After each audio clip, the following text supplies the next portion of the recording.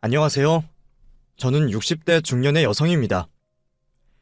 내 사연을 담은 글을 써서 보내야겠다고 늘 생각했으면서도 막상 제 소개부터 하는 것부터가 막막하네요. 나 자신을 뭐라고 설명할 수 있을까요? 제 스스로 기구한 팔자라고 말을 하고 싶진 않지만 남들이 보기에는 저는 불쌍하고 가여운 여자였을 겁니다. 저는 제 인생에 있어서 가장 소중한 존재를 잃어버렸기 때문이죠. 남편 잃은 여자는 과부라고 하고 부모 잃은 사람은 고아라고 하는데 자식 잃은 사람을 부르는 말은 없다더군요.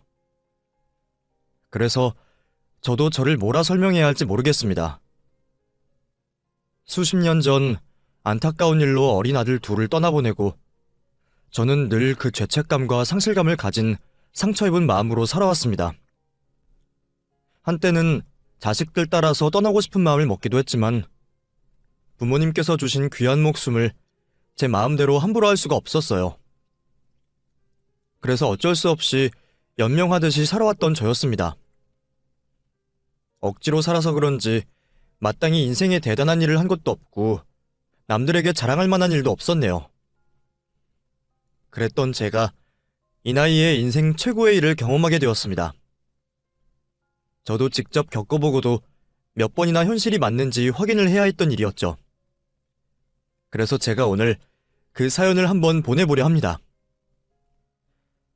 그 시절에야 다들 못 사는 사람들이 태반이었겠지만 저 역시도 넉넉하지 못한 가정에서 어려서부터 배고픔에 익숙해질 정도로 어려운 환경 속에서 자랐습니다.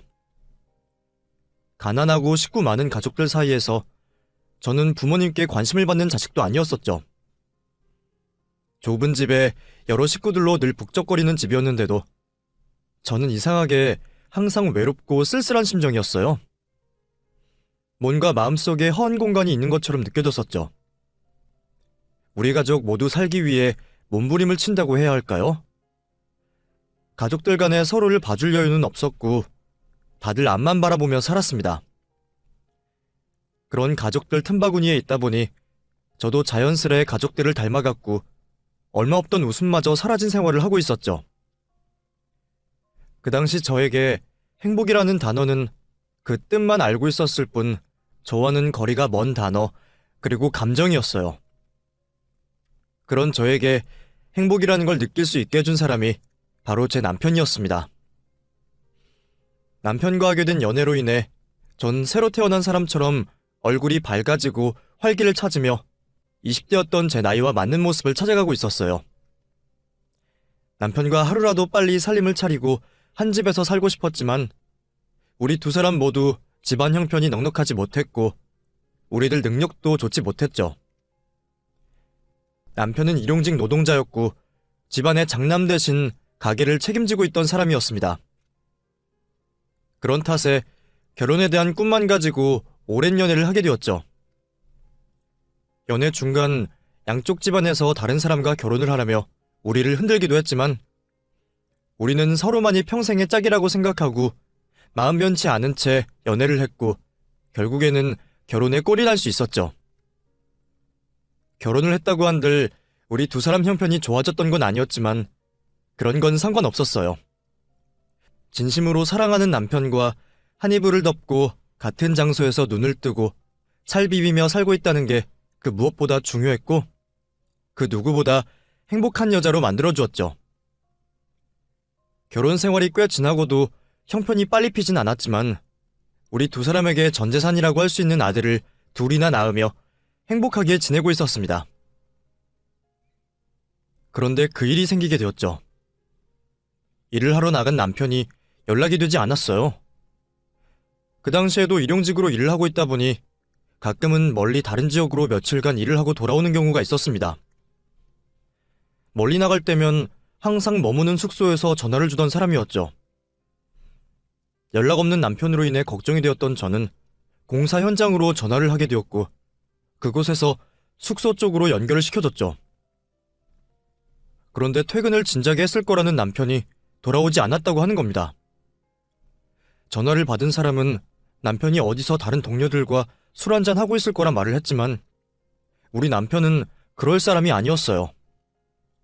술을 먹더라도 꼭 가게 사장님께 전화를 빌려 전화를 주던 사람이었죠. 별일 없을 거라 생각을 하며 우선은 남편의 연락을 기다려보기로 했습니다. 하지만 하루가 지나서도 연락이 오지 않았고 나중에는 현장 측에서 남편을 찾는 연락이 역으로 돌아왔죠. 남편에게 무슨 일이 생긴 게 확실했습니다. 아이들을 데리고 남편이 사라진 곳으로 내려가게 되었죠. 그곳에서 아이를 데리고 남편을 찾기 시작했습니다. 성인 남성은 실종 신고도 제대로 되지 않아 경찰의 도움 없이 공사 현장 동료분들의 도움을 받아 남편을 찾게 되었죠. 하지만 남편은 이 세상에서 증발을 하듯이 사라져 있었어요. 발견된 거라곤 공사 현장에서 숙소로 돌아오는 차도에 있던 남편의 지갑뿐이었죠. 돈이 그대로인 것 보니 강도를 당한 건 아닌 것 같았어요. 그렇다면 짐작이 가는 건 하나밖에 없었죠. 그 짐작을 상상조차 하기 싫었습니다. 내 남편의 죽음을 생각하고 싶지 않았죠. 그렇게 남편이 죽었을 거라는 생각은 외면하고 다시 남편을 찾아 나섰죠. 하지만 언제까지 계속 남편만 찾고 돌아다닐 수 없었습니다. 아이들 때문이었죠. 결국 아이들을 데리고 집으로 돌아가게 되었어요. 다행히 경찰 쪽에서 남편의 실종이 인정이 되며 수색을 하겠다는 약속을 받을 수 있었죠. 그렇게 경찰의 연락을 기다리며 저는 남편이 돌아오기 전까지 집안의 생계를 책임지게 되었습니다. 일을 지원하는 곳마다 아이들과 같이 있겠다는 저를 거절했고 겨우 일을 하게 된 곳에서도 아이들이 소란을 일으키며 금방 쫓겨나기 일쑤였어요. 일자리만 구하다 시간을 보낼 수는 없어 제가 직접 아이들을 데리고 장사를 하겠다고 마음을 먹었습니다. 그날 이후 저는 노점상을 차리고 음식 장사를 시작했어요. 여름에는 분식을, 겨울에는 붕어빵을 팔며 어렵게 생계를 이어나가게 되었죠. 장사를 하며 두 남자아이를 돌보는 일은 정말 정신이 없었습니다. 잠깐이라도 한눈을 팔면 사라지는 아이들 때문에 장사하는 중간에 아이들 찾아 나선 게 여러 번이었죠. 아이들 때문에 항상 불안했지만 돈을 벌기 위해서 그 방법밖에 없었습니다. 그러다 제 인생을 한 번 더 나락으로 빠뜨리는 그날이 되었죠. 그날은 신기할 정도로 장사가 잘 되는 날이었어요.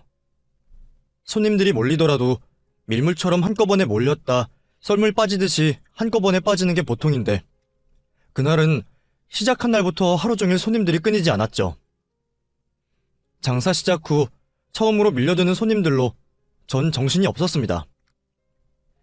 잔돈이 부족하여 은행도 여러 번 다녀와야 했고 조금이라도 더 팔기 위해 재료를 사러 갔다 와야 했을 정도로 말이에요. 정신없이 바빴지만 코에선 콧노래가 나올 정도로 기분이 좋았습니다. 안 그래도 며칠 전부터 아이들이 통닭을 먹고 싶다고 노래를 부르고 있었는데 그날의 번 돈이면 마음 편히 통닭을 사주고도 남을 정도로 벌고 있었으니 말이죠. 왜 장사가 잘 되는지는 생각하지도 않고 신이 난 채로 정신없이 손님을 받고 있었습니다. 그런데 그때라도 알아차려야 했어요. 행운 뒤에는 꼭 불행이 뒤따라온다는 걸 말이죠. 눈대중으로 밀려있는 손님들을 확인한 뒤 반죽이 모자라다는 걸 알게 되었습니다. 그래서 반죽물을 더 만들려고 박스 안에 있는 밀가루를 꺼내려는 순간 귀를 찢을 듯한 자동차 브레이크 소리와 함께 쾅 하며 자동차 사고 소리가 연이어 들려왔죠. 노점에 있던 손님들을 비롯하여 거리에 있던 행인들까지 모두 굉음이 나고 있는 사고 현장을 쳐다봤어요. 저 역시도 당연히 그쪽으로 눈이 향할 수밖에 없었죠. 그런데 고개를 돌리는 그 순간 불길한 기운이 저를 엄습해왔습니다. 이상한 기분에 급히 아이들이 놀고 있었던 곳을 봤지만 아이들은 그곳에 없었어요. 아이들이 제 곁에 없다는 걸 그제서야 눈치채게 된 거죠. 그때부터 정신이 반쯤은 나가 있었던 것 같아요. 저도 모르게 발길이 사고가 난 쪽으로 향했고 사고 현장을 둘러싸고 있던 사람을 밀치며 다가갔죠. 그리고 그곳에는 차가운 아스팔트 바닥에 누워있는 제 아이들을 확인하게 되었습니다. 아이들에게 뛰어왔던 저는 흐르는 피를 닦으며 사람들에게 도와달라 목을 놓아 소리쳤어요. 아이들을 지혈하며 제발 병원에 이송될 때까지만 숨이 붙어있어 주길 바랬죠. 제가 알고 있는 모든 신들에게 부탁을 했습니다. 이 아이들이 저에게는 전부이니 제발 뺏어가지 말아달라고 마음속으로 빌고 또 빌었어요. 구조대가 사고 현장으로 들어오고 아이들을 이송하며 응급조치를 취하는 모습을 보게 되자 신락 같은 희망이 있을 거라고 생각했습니다. 하지만 두 아이 모두 병원에서 손을 써보기도 전에 세상을 떠나게 되었어요. 아이들의 사망 선고를 듣고 나서는 모든 걸 포기하고 싶은 심정이었습니다. 남편도 모자라 이제는 이 세상의 전부인 두 아이마저 데려가다니 하늘이 저보고 죽으라며 낭떠러지로 떠미는 것 같았죠. 그날 이후 정신을 놓고 살게 되었어요. 집은 아이들의 흔적이 군데군데 남아있어 들어가 지낼 용기가 나지 않았습니다. 그래서 거리를 떠돌며 하루 종일 하늘을 원망하고 있었죠. 그러다 우리 아들 또래의 아이들을 보게 되면 정신을 못 차리고 그 아이의 뒷모습만 보고 쫓아갔던 것 같아요. 내 아이가 아니라는 걸 알면서도 그 아이가 뒤를 돌아볼 때 제 아들의 얼굴을 하고 있을 거라고 말도 안 되는 상상하면서 말이죠. 그러다 어느 날 문득 이렇게 인생을 허비해서는 안 되겠다고 싶었어요. 갑자기 무슨 영문에 그런 생각이 들었는지 모르겠지만 제가 그렇게 사는 것이 내 아이들에게 부끄럽고 못할 짓이라는 생각이 드는 겁니다. 그래서 앞으로 남은 저의 인생을 다른 이들을 위해 희생하며 살기로 마음먹었죠. 어차피 저는 목숨만 붙어있을 뿐 제 인생은 아이들이 죽었을 때 함께 죽었던 거였으니까요. 그래서 저는 사람들을 돕는 일을 하는 사회복지사가 되기로 결심했습니다. 늦은 나이에 공부가 쉽지만은 않았지만 앞으로 제 인생에 어떤 어려움이 있더라도 아들 잃은 슬픔에는 비할 바가 아니었어요. 그래서 저는 묵묵히 어려움을 감수하며 결국 사회복지사가 될 수 있었죠. 그렇게 사회복지사가 된 저는 그 후로 도움이 필요한 사람들을 찾아다니며 사람들을 돕는 일에 제 삶을 사용하게 되었습니다. 그러다가 경수를 만나게 되었죠. 처음 경수를 만났던 건 길 위에서였어요. 무슨 일인지 보호자도 없이 길 위에 홀로 있던 경수는 자신이 어디서 왔는지 자기 이름이 뭔지도 알지 못했습니다. 나이를 물어도 모르는지 고개를 젓는 아이는 얼핏 봐서는 6, 7살 정도로 보였어요. 처음에는 길을 잃어버린 것 같아 경찰서에 데려갔지만 경수를 찾는다는 신고는 없었습니다. 경찰들을 도와서 열심히 아이 부모를 찾아보고 아이의 얘기를 들어보려 했지만 아무 소득이 없었죠. 결국 사회복지사인 제가 갈 곳 없는 경수를 잠시 돌봐주게 되었습니다. 혹시 아이가 어른들이 무서워서 말을 하지 못하나 싶었던 저는 시간을 두고 차분히 아이에게 다가가려 했어요. 아가, 집이 어디야? 이름이 뭐야? 부모님 보고 싶지 않아? 엄마께서 찾으실 것 같은데? 아이가 자기 이름이라도 알고 있어야 부모를 찾을 수 있을 거다 싶어서 아이의 이름이라도 꼭 알고 싶었지만 저의 끊임없는 노력에도 경수는 아무것도 기억해내지 못했습니다. 처음에는 말도 제대로 못하는 걸 보고 아이가 지능에 문제가 있나 싶을 정도였어요. 결국 찾는 사람도 나타나지 않고 신원을 모르는 그 아이는 고아 신세가 되어야 했습니다. 그리고 아이는 보육원에 가야만 했죠. 그런데 저는 그 아이가 자꾸 눈에 밟혔어요. 처음에는 아이를 잃었을 부모에게 공감이 되어 하루빨리 부모를 찾아주고 싶었는데 혹시 버림받았을지 모른다는 생각을 하니 아이가 걱정이 되더라고요.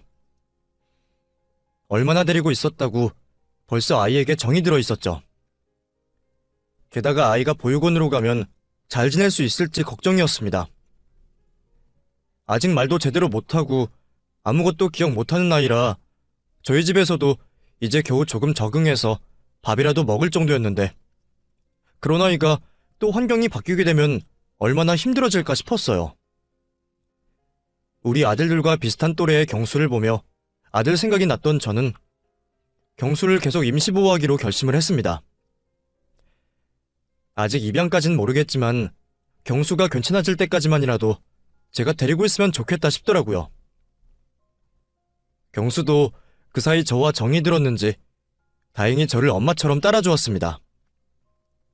저 또한 그런 경수를 제 친아들같이 생각하며 최선을 다해주고 싶었죠. 그렇게 저는 이름도 모르던 아이에게 경수라는 이름을 붙여주고 아이가 천천히 회복하기를 기다려주었어요.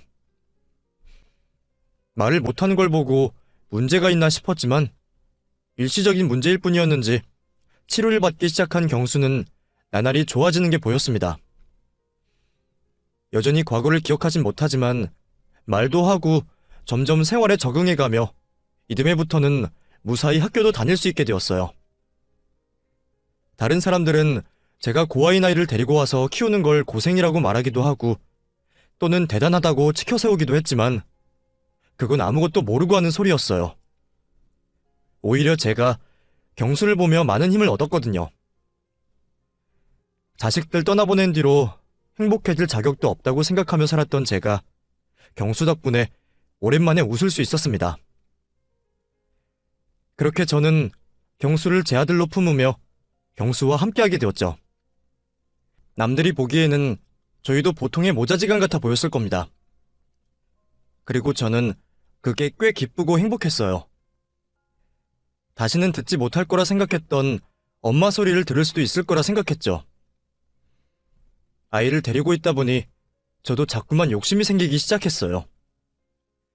자식같이 키우자고 해서 정말 제 친자식이 되기를 바랐던 게 아니었는데 저도 모르는 사이 경수에게 거는 기대와 바람이 점점 많아지게 되었습니다.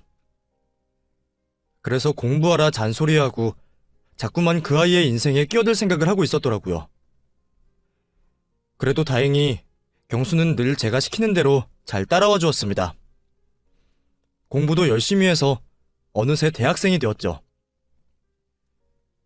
그때 아줌마를 만나지 않았더라면 제 인생이 어떻게 되었을지 전부 아줌마 덕분이에요.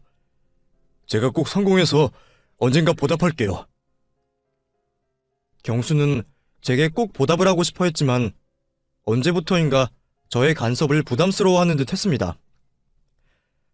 하지만 그 당시 저는 경수가 그런 마음을 품고 있는지 몰랐고 뭐든 시키는 대로 제 뜻에 따라서 하는 걸 보며 모든 게 괜찮다고 생각했죠. 그러다 경수가 자신이 사귀고 있는 여자친구를 저에게 소개시키고 싶다는 말을 해왔습니다. 정식으로 사귀는 여자친구를 소개시켜주는 게 처음이다 보니 무슨 바람이 불어 그러나 싶었어요. 기대에 부풀어 경수의 여자친구를 소개받게 되었지만 경수의 여자친구는 아무리 봐도 우리 경수와는 어울리는 것 같지 않았습니다. 저는 경수가 더 참하고 어른스러운 여자친구를 만나서 상처 많은 경수를 보듬어줬으면 했는데 그 애는 곱게 자라 철없는 티가 나는 아이였습니다. 어려서 어쩔 수 없겠지만 오히려 경수가 그 아이를 더 챙기고 희생하는 걸 보며 실망스러울 수밖에 없었죠. 그래서 저는 어쩔 수 없이 솔직한 제 심경을 전할 수밖에 없었습니다. 경수야, 내가 보기에는 그 친구는 아무래도 너와 어울리지 않는 것 같다. 공부도 너보다 못하는 것 같고 곱게 자라서 그런지 어리광만 많던데 그런 친구랑 사귀다가는 네가 고생만 하지 않겠니? 물론 연애야 그냥 사귀다 헤어질 수 있지만 사람 일이라는 게 혹시 모르는 거니 말이야. 아줌마는 경수 네가 더 어른스럽고 속 깊은 여자를 만났으면 좋겠어. 저 지금 여자친구 많이 좋아해요. 아줌마가 보기에는 철없는 어린애 같을지 모르지만 나름 속도 깊고 정도 많고요. 애초에 제 사정 다 알고도 괜찮다고 해준 여자친구예요. 그러니까 그런 말씀은 안 하셨으면 좋겠어요. 그리고 말이 나와서 말이지만 앞으로도 제 일에 대해서는 관여 안 하셨으면 좋겠어요. 관여를 하지 말라니. 너 어떻게 아줌마한테 그런 말을 할 수 있니? 내가 다 너 잘되라고 그러지 괜히 잔소리하는 거니? 솔직히 저 아줌마가 저한테 그러시는 거 부담스러워요. 제 생각하셔서 그러시는 거 알고 참았지만 이제는 하다 못해 제 여자친구 문제까지 두고 이러시는 거 스트레스 받아요. 그동안 아줌마가 저 걷어주시고 키워주신 건 감사하지만 그렇다고 아줌마가 제 친부모님은 아니잖아요. 뭐라고? 경수, 너 지금 그 말 진심이니? 내가 너를 어떻게 생각했는데 그렇게 섭섭한 말을 할 수 있어. 그래, 내가 네 친부모도 아니지만 나는 너를 내 아들처럼 키웠어. 그만큼 사랑하고 아꼈고. 그런데 경수, 네가 그런 말을 하면 내 속이 어떻겠니? 그래서 더 말을 못했던 겁니다. 친부모님이었으면 진작 화냈을지 몰라요. 아무리 부모라도 과한 간섭은 하면 안 되는 건데 아주머니는 저한테 간섭을 하고 걱정을 하는 걸 넘어서 집착하는 것까지 느껴져요. 저를 아줌마 아들의 대체품처럼 생각하시는 것 같다고요. 아줌마가 자꾸 이러시면 저 앞으로 아줌마랑 잘 지내기 어려울 것 같아요. 집착이라니, 대체품이라니, 너 정말 너무하구나. 저는 전부 아이를 위해서 했던 일들이 경수에게는 부담이고 집착이었다는 말에 저는 큰 충격을 받고 말았습니다. 그리고 어리석게도 상처를 받고 말았죠. 내가 주면서도 돌려받기를 바라면 안 된다고 생각했었는데 저도 모르게 그 아이가 제게 자식 노릇하기를 바랐던 모양입니다. 그래서 내 욕심대로 아이가 행동하기를 바랐던 것 같아요.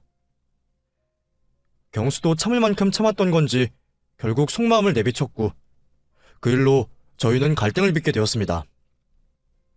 그리고 그 후 저희 사이는 서먹해지고 전처럼 가까이 지낼 수가 없었죠. 그래도 내가 경수를 알고 지낸 시간이 몇 년인데 시간이 다 해결해 줄 거라 생각하며 저는 저희 관계가 다시 좋아지기를 기다리고 있었어요. 그런데 갑자기 경수가 유학을 갈 수 있는 기회가 생겼다며 저를 떠나게 되었죠. 아줌마, 저 운이 좋게도 유학비를 지원받게 되었어요. 사실 아줌마께 부담드릴까봐 말씀 못 드렸지만 오래전부터 꿈꾸던 일이었거든요. 그래서 저 이번 기회에 포기하고 싶지 않아요. 유학이라니, 나는 그런 일은 전혀 몰랐구나. 아무리 그래도 혼자 괜찮겠니? 사실 저 혼자 가는 거 아니에요. 여자친구랑 같이 가기로 했거든요. 사실 그래서 아줌마한테 먼저 소개시켜드렸던 거예요. 저희 그만큼 진지한 사이이고 서로 많이 의지하고 있어요. 그때 말씀드리려고 했는데 그런 일이 있어서 말씀을 미리 못 드렸어요. 저희가 아직 철없어 보일지 몰라도 나름대로는 생각이 있고 자신 있어요. 그러니까 믿고 보내주셨으면 좋겠어요. 이미 성인이고 대학생이니 자기 마음대로 하라면 언제라도 할 수 있는 경수였지만 착한 경수는 그 와중에도 제 기분을 상하지 않게 하려 노력하고 있었습니다. 그래서 저는 그런 경수를 아무 말 없이 보내줄 수밖에 없었죠. 그렇게 경수가 떠나고 저도 혼자 생각을 많이 하게 되었습니다. 지난 20년 가까운 시간 동안 경수를 제 친자식처럼 생각하며 모자람 없이 키웠다고 생각했는데 정작 내가 경수에 대해서는 잘 몰랐던 게 아닐까 싶더라고요. 아이가 뭘 좋아하는지 무슨 꿈을 꾸는지도 모르고 그저 제 생각에 맞춰 아이를 재단하려 했나 봅니다. 처음 경수를 만났을 때는 언제라도 아이가 원하는 방향으로 놔주겠다고 생각했었는데 어느 순간부터 제가 제 욕심에 아이를 올가매고 있었구나 후회가 들었어요.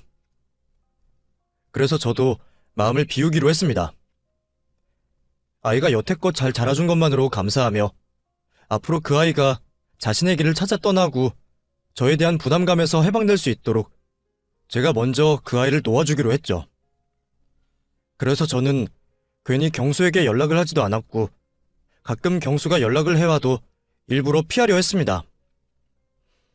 몸이 멀어지면 마음이 멀어지는 것처럼 이러다 보면 언젠가는 그 아이가 저를 잊고 제 갈 길을 갈 거라고 생각했어요. 이제는 마음 맞는 여자친구까지 있으니 더 그러기 쉽겠죠. 그리고 저는 계속 사회복지사 일을 하며 저 혼자 지내게 될 평범한 노후를 준비하게 되었습니다. 그렇게 평범하고도 평범한 나날들을 보내고 있던 주말이었습니다. 그 당시 저의 주말은 참으로 조용한 날이었죠. 집에서 TV를 틀어놓을 때를 제외하고는 다른 소음 하나 나지 않았어요. 고요하다 못해 적막하기까지 한 집 분위기를 애써 활기차고 밝게 만들려고 하지 않았습니다. 남은 평생을 그 당시 집 분위기와 마찬가지로 혼자서 쓸쓸하고 조용한 삶을 보내게 될 테니 최대한 익숙해지려고 노력을 하고 있었죠. 아침밥을 먹고 설거지를 하고 있을 때였습니다. 어쩐 일인지 누구도 찾지 않는 저희 집에 초인종 소리가 들려왔어요. 무슨 일인가 싶어 밖으로 나가보게 되었죠. 아무런 생각 없이 문을 연 순간 제 눈앞에 꿈 같은 상황이 벌어졌습니다. 지금까지 죽은 줄로만 알았던 남편이 제 눈앞에 있는 거였어요.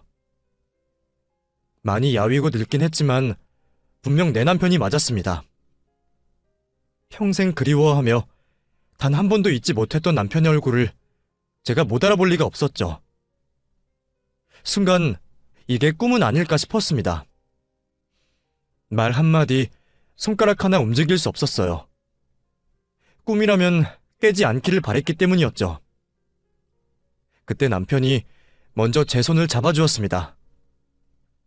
제 손을 타고 오는 촉감으로 인해 전 지금 이 상황이 꿈이 아니라는 걸 알 수 있었죠.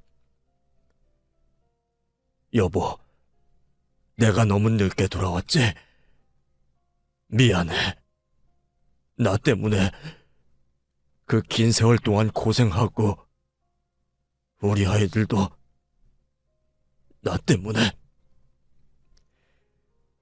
죽은 줄로만 알았던 남편이 제 눈앞에 있는 게 현실이라는 건 알았지만 무슨 말을 해야 할지 또 어떻게 행동해야 하는 건지 모르겠더군요.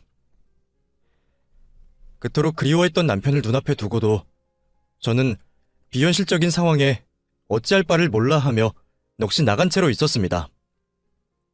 그때 남편의 뒤편에서 한 남자가 걸어 나왔습니다. 경수였어요. 이런 상황에 경수까지 나오니 이게 정말 무슨 일인가 싶었습니다. 죽은 줄로만 알았던 남편과 저와 연을 끊겠다던 경수까지 있었으니 말이죠. 연달아 벌어지는 비현실적인 상황에 혼절을 하기 일보 직전이었는데 경수가 저를 잡아주며 말을 해왔죠. 많이 놀라셨죠? 죄송해요. 연락이라도 드렸어야 했었는데 그 사이 번호가 바뀌신 줄도 모르고 있어서 이렇게 연락도 없이 바로 찾아올 수밖에 없었어요. 지금 이게 무슨 일이니? 혹시 네가 이 사람 여기까지 데리고 온 거야? 너 이 사람은 어디서 찾았고 또 경수 너는 어쩐 일로 여기까지 와준 거니? 네, 아저씨 제가 모시고 왔어요. 이야기하려면 시간이 한참 걸릴 테니 우선 여기서 이러지 마시고 들어가서 말해요. 놀라신 마음도 진정시키시고요. 그렇게 남편과 경수를 거실에 앉히게 되었고 오늘 우리가 만나기 전까지의 이야기를 들어볼 수 있었습니다. 저와 언쟁을 벌이고 난 뒤 경수는 예정된 유학길을 여자친구와 함께 떠났다고 했습니다. 저에게 했던 말들로 인해 마음이 안 좋긴 했지만 돌이킬 수도 없는 일이었고 저에게 화가 난 마음도 그대로였다고 했죠. 그래서 저에게 어떤 연락도 하지 않았다고 합니다. 자신이 성공하여 제게 받았던 도움을 갚아주겠다는 생각은 가지고 있었지만 거기까지일 뿐 더 이상의 교류는 하지 않겠다고 생각을 했었다고 해요. 하지만 시간이 점점 지나며 저에 대한 화는 가라앉고 미안함만 남았다고 했죠.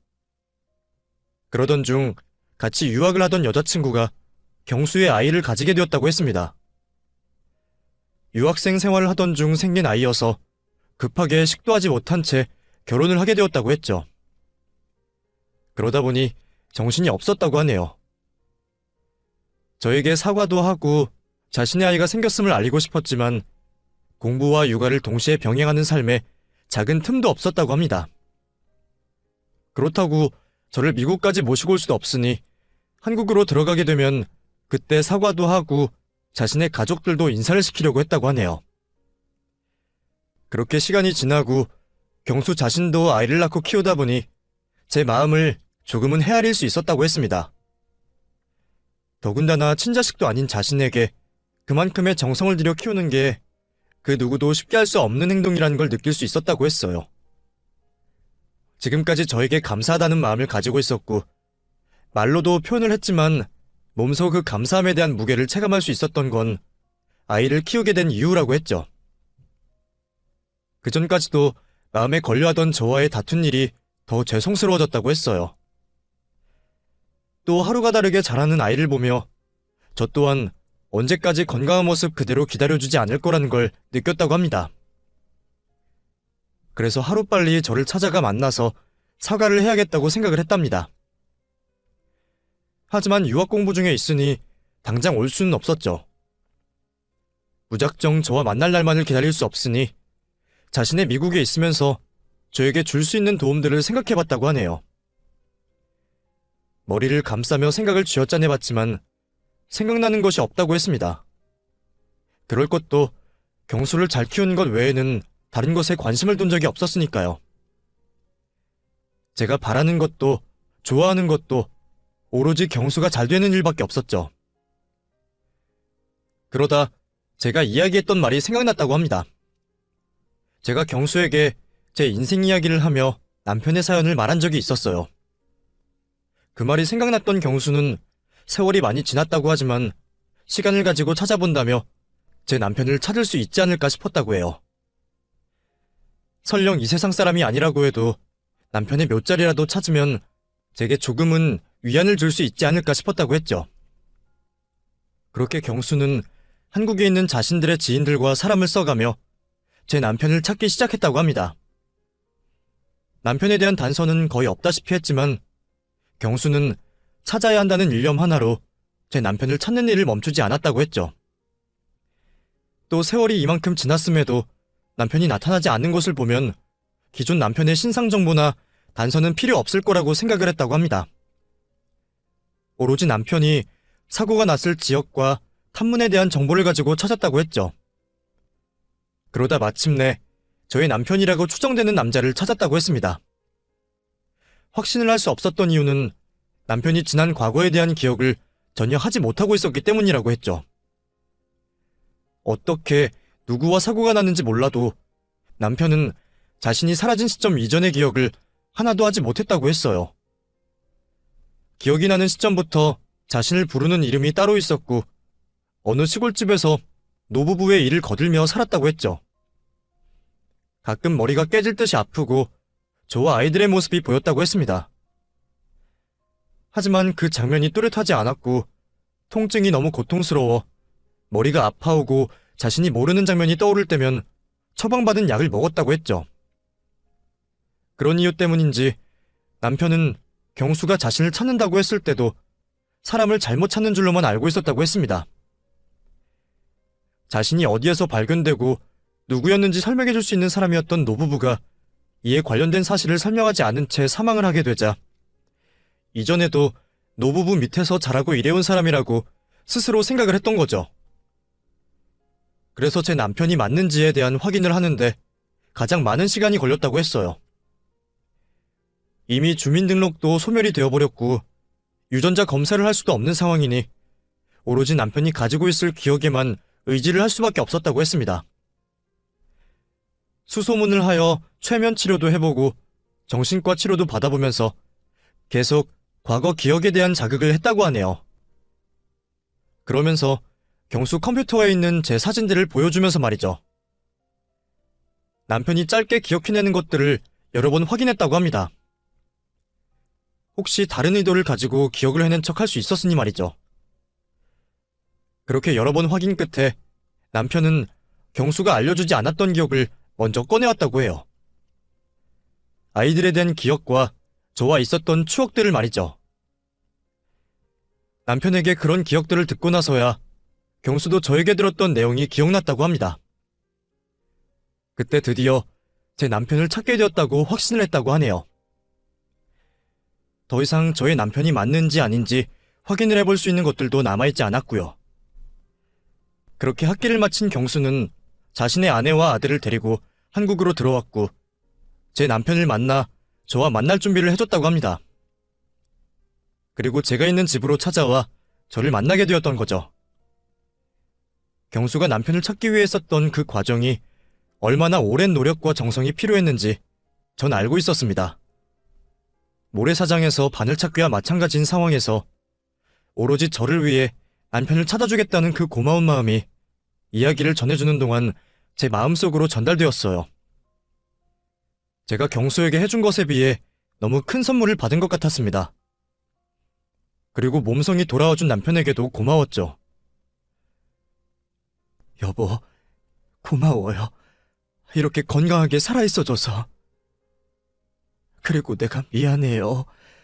당신을 더 빨리 찾았어야 했는데 내 노력이 부족해서 당신을 가족들과 떼어놓았어요. 미안해요, 여보. 그런 소리 하지 마. 당신이 왜 나한테 미안해? 잘못을 해도 벌을 받아도 내가 잘못했고 내가 벌을 받아야지. 당신은 최선을 다했어. 당신 혼자 얼마나 힘들었겠어. 남편도 자식도 지키지 못한 내가 무슨 최선을 다해요. 우리 아이들 당신 돌아올 때까지 지키지 못한 거 미안해요. 나 용서하지 말아요. 당신과 아이들을 지키지 못한 내가 죽어도 진작에 죽었어야 했는데 이렇게 당신을 만나서 죗값 달게 받으라고 저를 여태 이 세상에 살게 하셨던 것 같아요.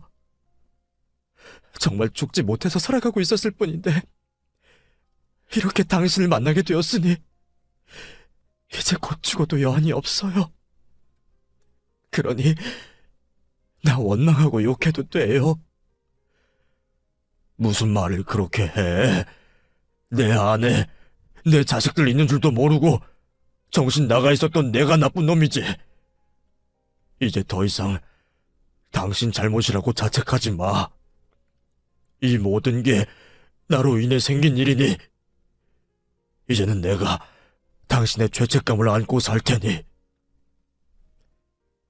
긴 시간 홀로 힘들기만 한 세상을 살아오던 저는 드디어 남편의 품에 안겨 휴식을 취할 수 있었습니다. 제가 자책하고 힘들어하는 만큼 남편 또한 가슴 아파할 거라는 걸 알았지만 그때만큼은 평생 하지 못하고 있었던 투정을 부리고 싶었어요. 남편에게 제가 얼마나 열심히 그리고 힘들게 살아왔는지 말을 하면서 말이죠. 이전에는 이런 일이 죽어서도 가능한 일인가 싶었습니다. 누구에게도 내색은 한 적 없었지만 배우자에게서 투정을 부리고 있는 여자들을 볼 때면 항상 부러웠었거든요. 그래서 그날만큼은 저도 남편의 품에 기대어 있고 싶었죠. 저와 남편은 한참 동안 서로에게 기대고 서로를 위로해주며 많은 이야기를 나누게 되었습니다. 그러다 뒤늦게 경수에게 고마움을 표해야 한다는 게 생각났죠. 내가 이러고 있으면 안 되는 건데. 경수야, 정말 고맙다. 네가 나한테 정말 큰 선물을 주는구나. 아줌마가 널 힘들기만 했는데 정말 고맙다. 내가 이 은혜를 어떻게 갚아야 하는지 알려다오. 내가 너 원하는 게 있다면 뭐든 다 들어주마. 무슨 말씀이세요? 제가 오늘 한 일은 저에게 주신 은혜에 비하면 비교도 되지 않아요. 아직 제가 갚아나가야 할 은혜가 산더미처럼 쌓여있다고요. 그리고 먼저 죄송하다는 말씀 드리고 싶어요. 유학 가기 전날 제가 했던 말들로 마음에 상처 많이 받으셨을 텐데 그때 제가 머리 좀 컸다고 생각해서 감히 해서는 안 되는 말들을 아무렇게나 했던 것 같아요. 이렇게 잘 자랄 수 있던 게 누구 덕분인지 모르고 제가 헛소리를 했던 것 같아요. 정말 죄송해요. 아니다. 네 말도 맞아. 내가 너를 오랜 기간 애정을 가지고 키우다 보니 넘지 말아야 할 선을 넘어섰던 것 같아. 부모 자식 간에도 조심해야 하는 건데 내가 너무 내 생각만 했어. 너도 알다시피 아이를 둘이나 잃어버리니 그에 대한 욕심이 전부 너에게 쏠렸던 것 같아. 너를 이 세상 누구보다 잘난 아이로, 누구보다 행복한 아이로 만들고 싶다는 기준을 모두 내 기준으로 삼고 너가 그렇게 행동하도록 한 것 같고 나도 미안하구나. 그리고 내 남편 찾아줘서 너무 고마워. 충분히 그런 마음 가지실 수 있죠.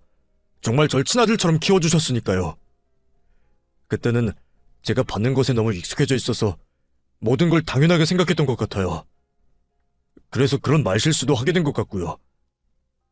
유학 가서도 계속 마지막에 다툰 일이 걸렸는데 아이를 낳고 보니 제가 얼마나 잘못한 일인지 알겠더라고요. 저에게 하셨던 행동들 전부 친아들이라고 생각하지 않으면 할 수 없는 일이라는 걸 저도 자식을 키우게 되면서 알게 되었어요. 그래서 말인데 두 분만 괜찮으시다면 절 양자로 받아주시면 안 될까요?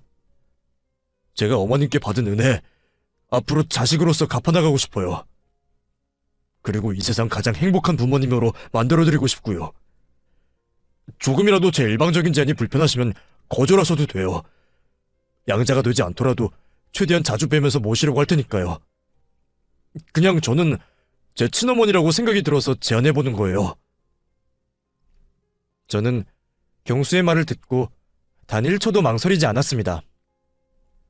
지난 기간 동안 경수를 키워오며 제가 바래왔던 일이었어요.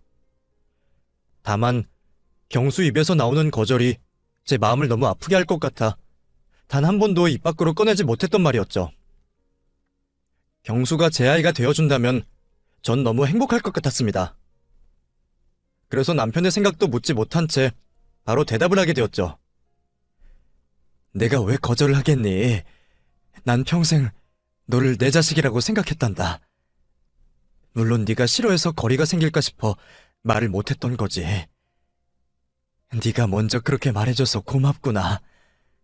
내 남편을 찾아준 것만 해도 평생 너에게 감사해하며 살 텐데 이렇게 내 자식이 되고 싶다는 말까지 하니 너무 고마워. 제가 오히려 더 감사하죠. 이 세상 홀로 살아가게 될 고아였던 저를 거두어 주시고 자식으로 생각해 주시는데. 그런데 아저씨께서 이 상황을 받아들이고 생각하신 다음에 판단을 하셔야 할 테니 오늘 제가 말씀드린 제안의 대답은 나중에 듣는 걸로 할게요. 두 분이 어떤 대답을 주셔도 서류상에 표기되는 것을 제외하고는 제 마음가짐은 변하지 않으니 충분히 생각하시고 대답해 주세요. 경수의 말처럼 남편의 뜻도 중요했기 때문에 저와 남편은 그 일에 관하여 서로의 마음을 터놓고 이야기하게 되었습니다. 남편도 저와 같은 생각이었어요.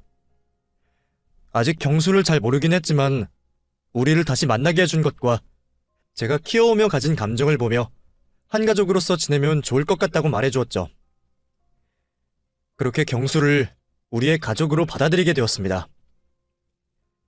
이후 며느리 되는 아이를 만나 과거 제가 저질렀던 잘못에 대해 용서를 구했고 서로 쾌쾌 묵은 감정을 정리하게 되었죠. 또 손주되는 경수 아들과도 만날 수 있었고요. 지금은 우리 온 가족이 자주 모이며 행복한 시간을 매주 보내고 있습니다. 제 곁에 아무도 없을 거라고 상상했던 것과 비하면 지금은 이런 호사가 따로 없을 정도죠. 이제 저는 더 바라는 게 없습니다.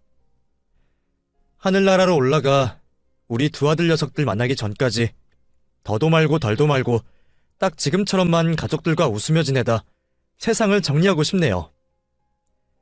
평생 저에게 행복을 앗아간 하늘도 이번만큼은 제 바람을 들어주시리라 믿고 있습니다. 여러분들께서도 진심으로 제 행복을 바라주시면 감사하겠네요. 그럼 여러분들도 가족과 행복한 시간 보내시길 바라면서 항상 댁의 평안과 행복이 깃들길 바라겠습니다.